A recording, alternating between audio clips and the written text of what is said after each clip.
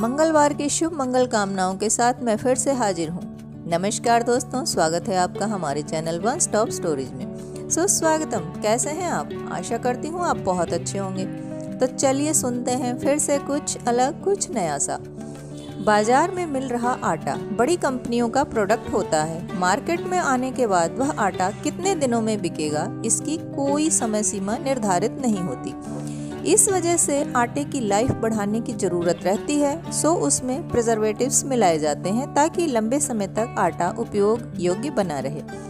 घर पर पिसे हुए आटे में कोई प्रिजर्वेटिव्स नहीं होता, इस वजह से उसमें कीड़ा लगता है। लेकिन फिर भी घर का आटा बाजार के आटे से बेहतर है क्योंकि इसमें कोई केमिकल्स मिला हुआ नहीं है।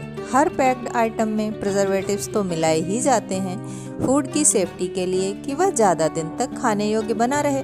लेकिन हम भारतीय लोग अधिकतर लंच हो या डिनर, उसमें रोटी तो रहती ही है और वह भी हम प्रिजर्वेटिव मिक्स आटे की रोटी खाएंगे तो सेहत का भंडाधार होना तो लाजमी ही है ना। जैसा कि आपने देखा ही होगा कि मिल के आटे की रोटी बिल्कुल सफ़ेद बनती है, जो कि देखने में तो खूबसूरत लगती है। इसको अधिक सफ़ेद और चिकना बनाने के लिए इसके ऊपरी छिलके को हटा दिया जाता है, जिसे हम चोकर भी कहते हैं। आटे में यही फाइबर सामग्री होती है जो हमारे शरीर को स्वस्थ बनाती है। पैक्ड आइटम में स्वास्थ्य से ज़्यादा खूबसूरती पर ध्यान दिया जाता है कस्टमर को लुभाने के लिए। रोटी हमारे शरीर को ऊर्जा प्रदान करने का मुख्य स्रोत है। अनेकानेक व्यंजन खा लेने के बाद भी हमें संतुष्टि केवल रोटी खाने पर ही होती है।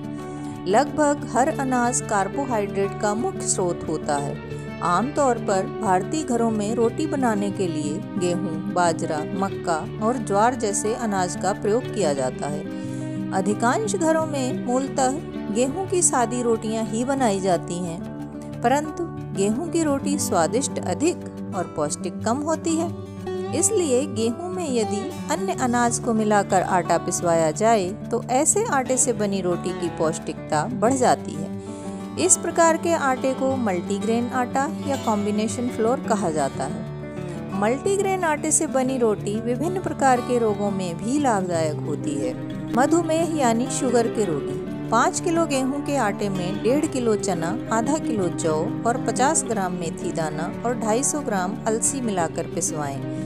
मेथी ब्लड शुगर को नियंत्रित करती है। बढ़ती उम्र के बच्चों के लिए 5 किलोग्राम गेहूं के आटे में प्रोटीन के मुख्य स्रोत 500 ग्राम सोयाबीन, 1 किलोग्राम चना और 500 ग्राम जौ मिलाकर पिसवाए गए आटे की रोटी खाने से बढ़ती उम्र के बच्चों को लाभ होता है। गर्भवती महिलाओं को गेहूं के आटे में सोया, पालक, मेथी, बथुआ और लौकी जैसी हरी सब्जियां और थोड़ी सी अजवाइन को मिलाकर उसका प्रयोग करना चाहिए।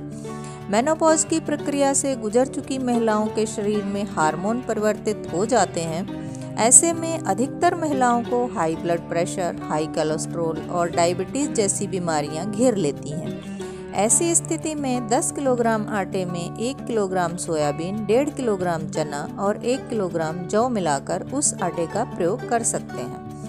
मोटापे के शिकार लोगों को गेहूं के आटे के बजाय केवल चना, ज्वार, बाजरा जैसे विभिन्न अनाज से बनी रोटी का प्रयोग करना चाहिए। दुबलेपन के शिकार और कब्ज के रोगी 5 किलोग्राम गेहूं में 1 किलोग्राम चना और 1 किलोग्राम जौ डालकर आटा पिसवाएं। फिर इसमें विभिन्न हरी सब्जियां डालकर प्रयोग करें। इन लोगों को फाइबर्स की आवश्यकता रहती है, जिनकी पूर्ति चना, जौ और हरी सब्जियां कर देते हैं। अंत में फिर से याद दिला दूं, गेहूं लेकर आटा खुद चक्की से पिसवाएं और आटा सदैव मोटा ही पिसवाएं और बिना छाने चोकर युक्त ही प्रयोग करें।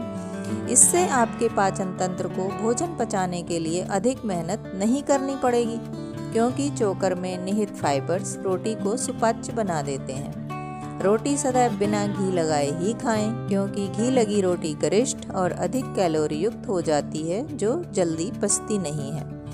आज का वीडियो आपको कैसा लगा? अच्छा लगा हो तो लाइक, कमेंट एंड शेयर करें और भी अच्छी वीडियो देखने के लिए हमारे चैनल को सब्सक्राइब कर बेल आइकन को प्रेस कर लें ताकि आने वाली हर वीडियो का नोटिफिकेशन आपको मिलता रहे। खुश रहें, खुशियां बांटें, अपनों का साथ और प्यार आपको हमेशा मिलता रहे। Thanks for watching.